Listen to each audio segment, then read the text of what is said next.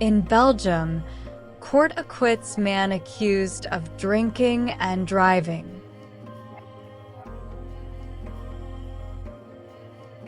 The Belgian court acquitted a man accused of drinking and driving because he has a disease that causes his body to produce alcohol.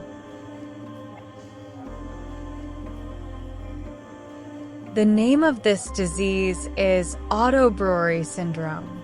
It is a rare condition, according to the lawyer on the case. The judge did not reveal the name of the accused.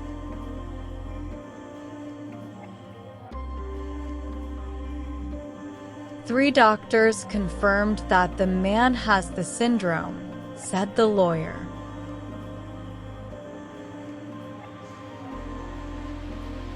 People who have this condition produce the same type of alcohol that is consumed as a drink, but generally feel less of the effects of the chemical compound.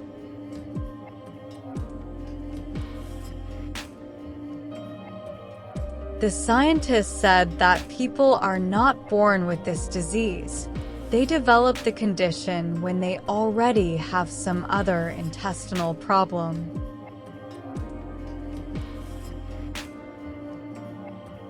By coincidence, the man who was acquitted works in a brewery.